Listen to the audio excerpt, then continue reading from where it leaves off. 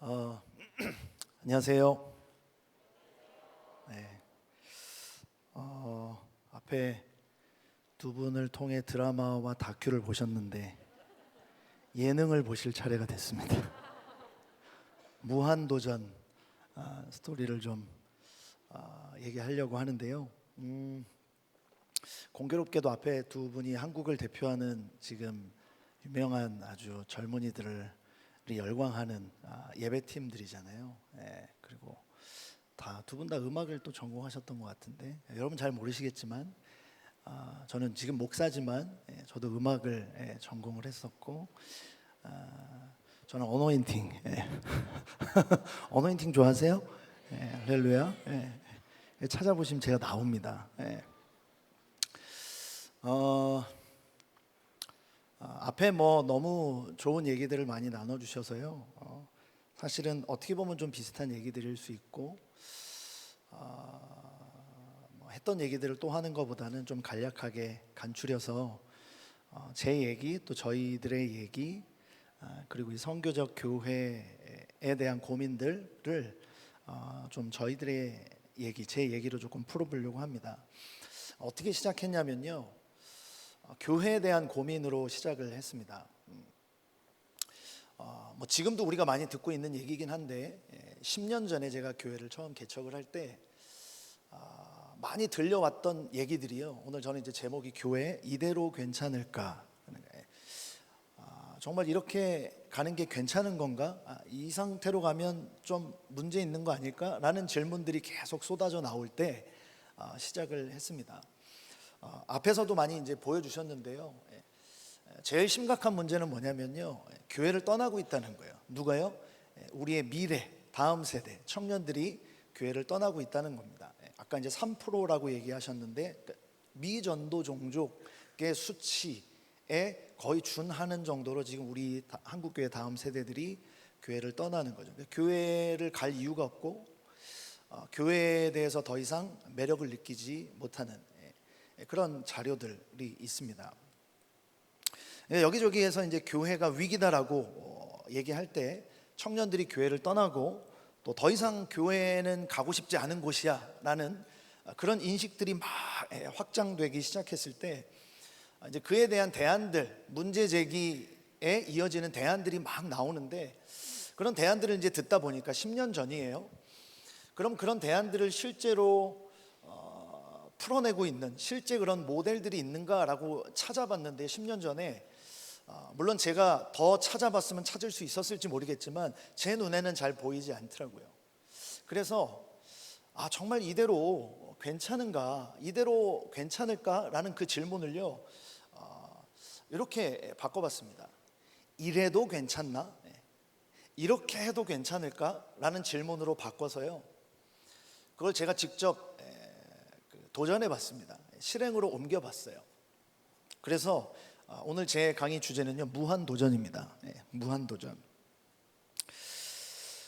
지금으로부터 9년 전인데요 2014년에 한 10명 남짓 되는 청년들하고요 홍대로 나갔습니다.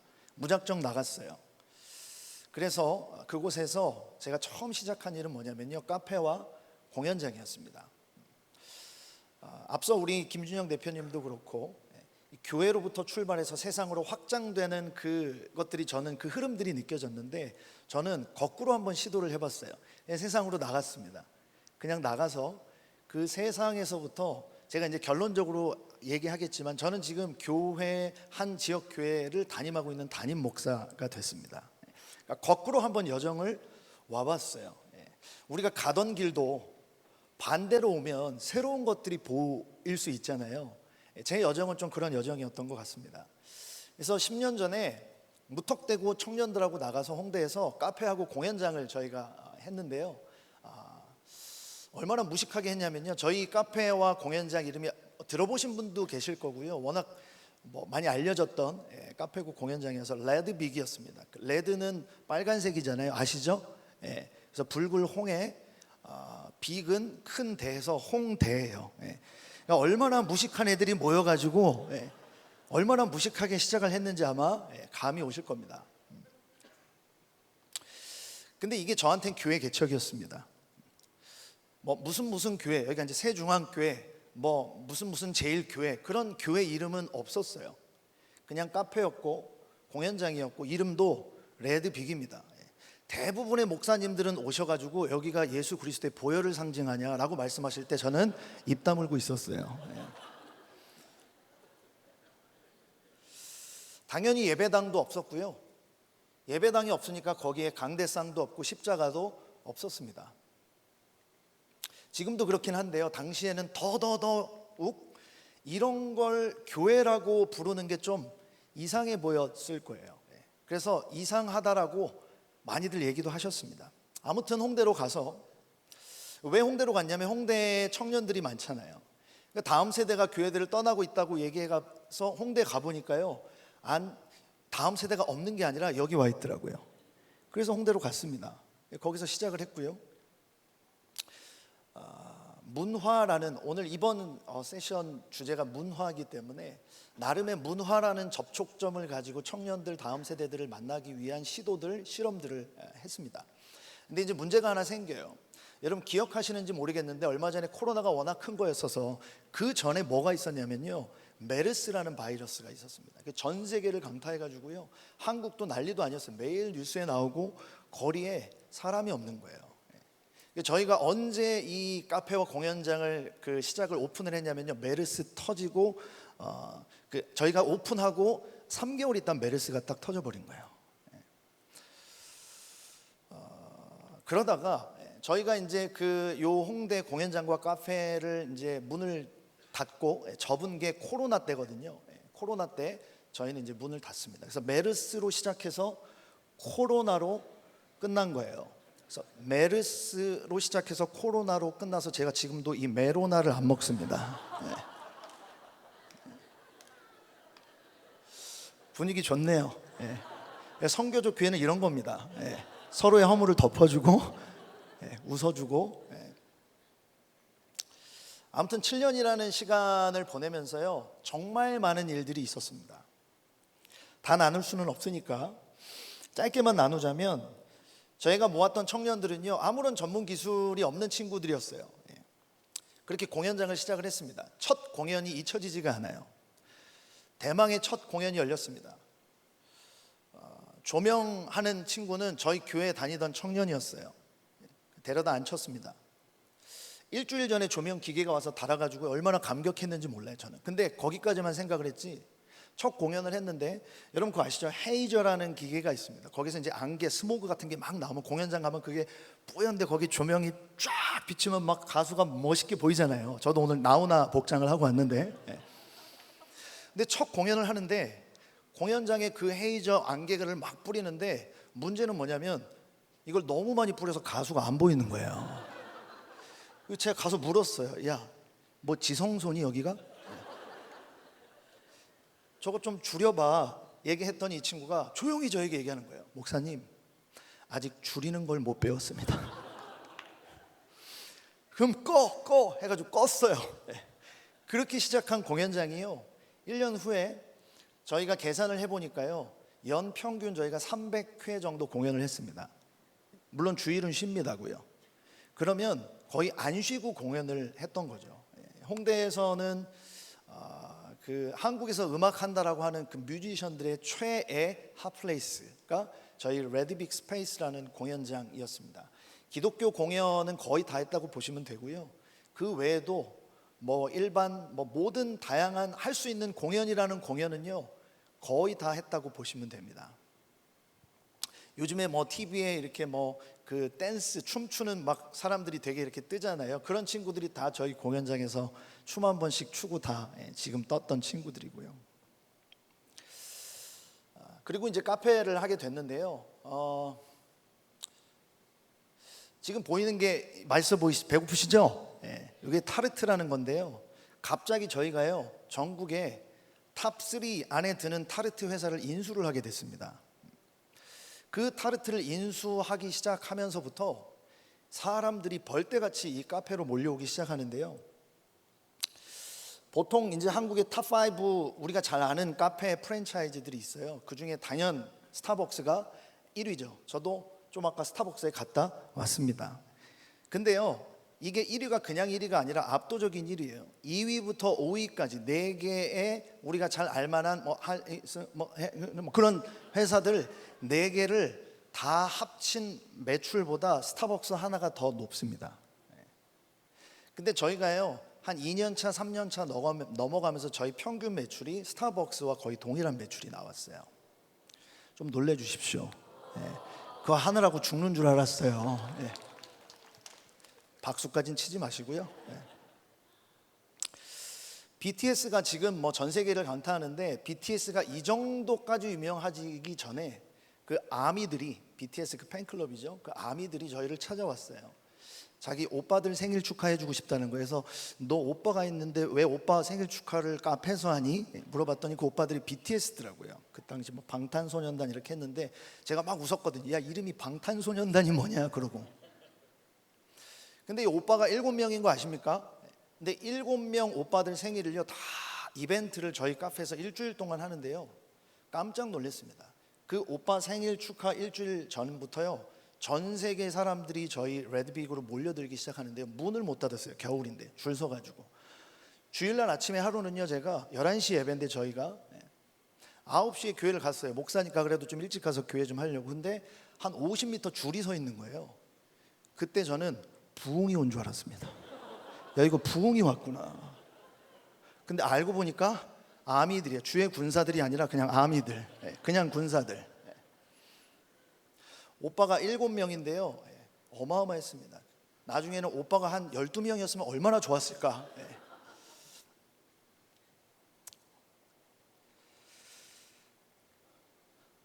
아미 여러분 사랑합니다. 저희가 이때 직원 아르바이트 다 하면 보통 한 40명에서 50명 정도의 직원들을 저희가 이제 운영을 했고, 나름 전국에서 저희 타르트 먹으려고 오고, 저희가 또 다른 매장도 또 오픈하기도 하고, 우리 제이어스도 햄버거 제가 한번 먹어봐야 되는데, 그런 과정들을 통해서 이게 소문이 나기 시작했어요. 그 레드빅을 운영하는 분이 뭐 목사더라, 뭐 교회더라 그러면서 전국에 이 카페를 하려고 하시는 목사님들이 다 저한테 왔다 가셨다고 보시면 됩니다. 그리고 뭔가 새로운 형태의 모델로서 교회를 하려고 하는 지금의 선교적 교회라고 보시면 될 것 같아요. 그때는 그런 표현이 없었거든요. 그런 분들이 다 한 번씩 오셔서 저하고 대화도 나누시고, 결론으로 가기 전에는 제가 항상 하는 얘기가 있습니다. 하지 마세요. 하지 마십시오. 위험합니다. 아무튼 그런 대화들을 이제 할 정도로 꽤 성공적인 그런 과정들을 저희가 지나고 있었습니다. 일단은 우리가 아는 지역교회, 이런 일반적인 보편적 교회들이 잘 충분하게 하지 못하고 있다라고 얘기하고 있던 그 세상과의 소통, 다음 세대 청년들과의 소통은 어느 정도 잘 이루어진 것처럼 보였어요. 교회와 세상, 세상과 교회가 만나는 그 지점에서 이 문화라는 접촉점이 나름 성공했다라는 생각을 하고 있었습니다. 그런데 갑자기 어느 날 갑자기 그런 생각이 드는 거예요. 야, 내가 하려고 했던 게 이게 맞나? 그 질문이 갑자기 떠오르는 거예요. 그러니까 이쯤 돼서 저 스스로에게 다시 맨 처음 했던 질문을 하게 되더라고요. 오늘 제 제목이 이대로 괜찮을까? 그걸 제가 이래도 이렇게 해도 되나? 하고 했던 게 레드빅이거든요. 근데 다시 처음 질문으로 들어왔어요.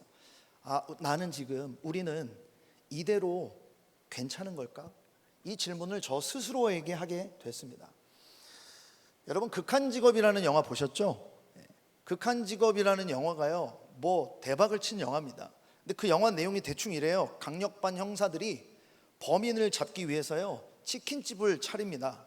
범인 잡으려고 차린 치킨집이 대박이 난 거예요. 그러니까 범인은 안 잡고 뭐 하냐면 하루 종일 치킨을 튀깁니다. 나는 복음을 전하고 예배하고 청년들 살리려고 갔는데요, 이게요 주의 군사들은 아니고 막 아미들이 오고 그러면서 이게 내가 지금 뭐 하고 있지, 내가 잘 하고 있나라는 고민들을 하기 시작한 거예요. 극한직업에서 어떤 배우가 이런 얘기 하거든요. 난 누구지? 여긴 어디지? 이게 딱 제 상태였어요. 제 질문이었어요.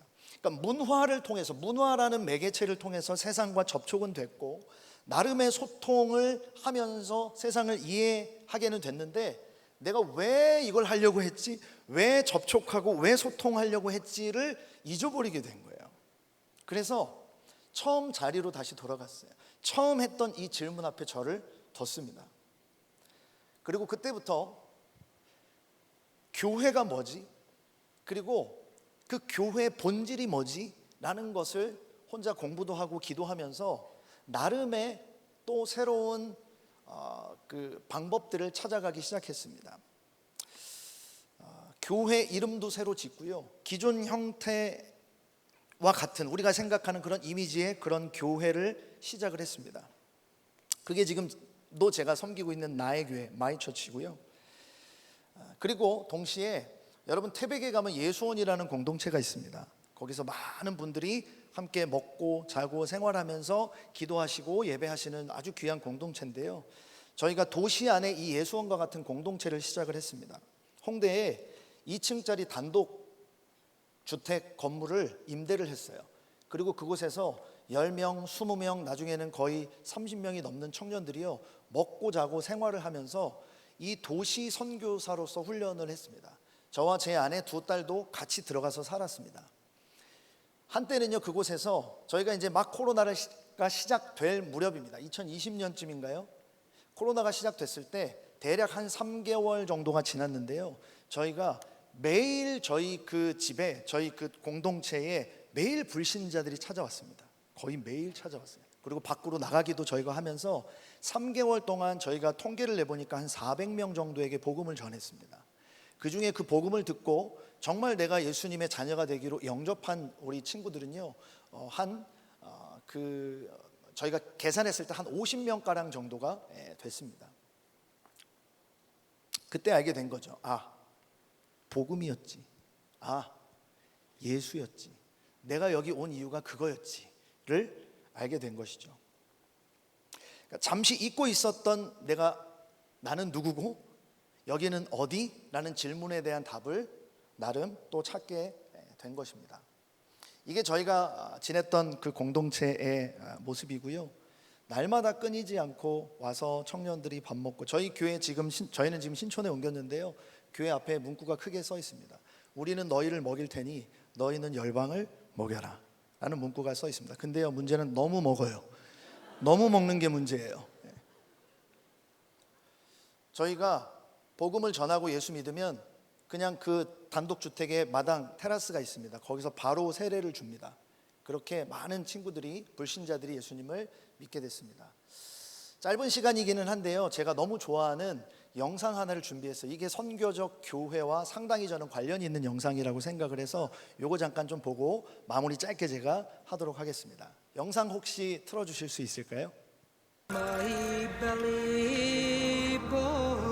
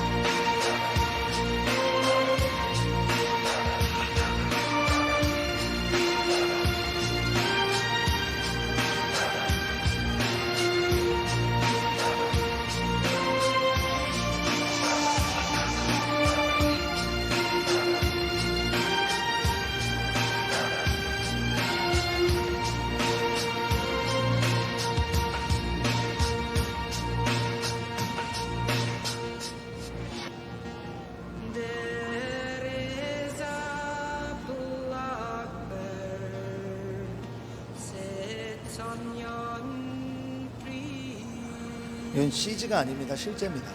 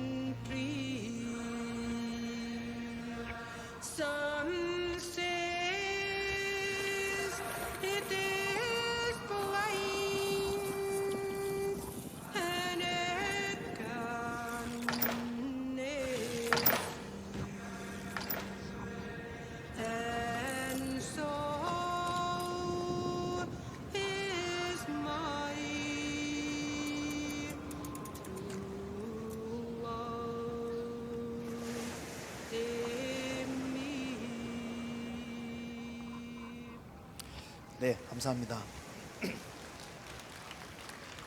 박수는 저분한테 치시는 거죠? 예. 요즘은 100마디 말보다 영상 하나가 훨씬 낫습니다.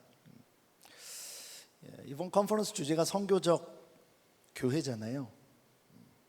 여러분, 선교적 교회라는 이 문구에서 제일 중요한 게 뭐라고 생각하세요? 여러분, 이 선교적 교회라는 이 주제의 가장 중요한 거는요, 전 세 가지라고 봅니다. 첫 번째, 선교죠. 이 안에 답이 있어요. 선교. 두 번째, 교회겠죠. 그렇죠? 선교 그리고 교회입니다. 그러니까 선교하는 교회. 영상에서 본 저 사람이 올라가는 그 여정, 그 길이 저는 선교라고 봐요. 미션이에요.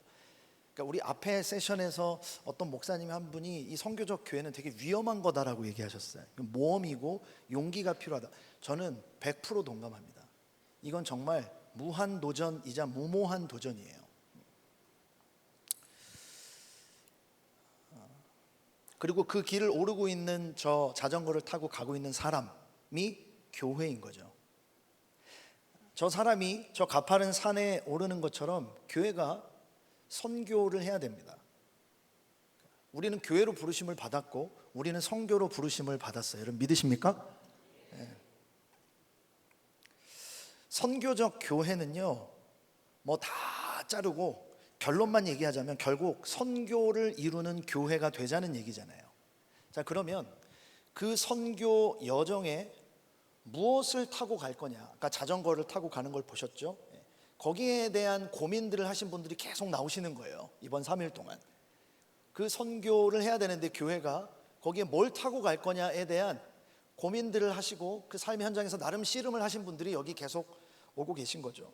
저도 감사하게도 그분들 중에 그 영광스러운 자리에 초대가 된 것 같아요. 저한테는 그게 제가 타고 간 자전거가 저에게는 문화와 복음이었습니다. 문화와 복음. 여러분, 저런 산은요 그냥 동네에 타는 여러분 타시는 자전거로 갔다간 큰일 납니다. 저건 특수 제작된 어마어마한 모든 신기술이 다 들어간 자전거예요. 여러분, 문화와 복음이 조화를 이룬다라는 거는요 간단한 문제가 아닙니다.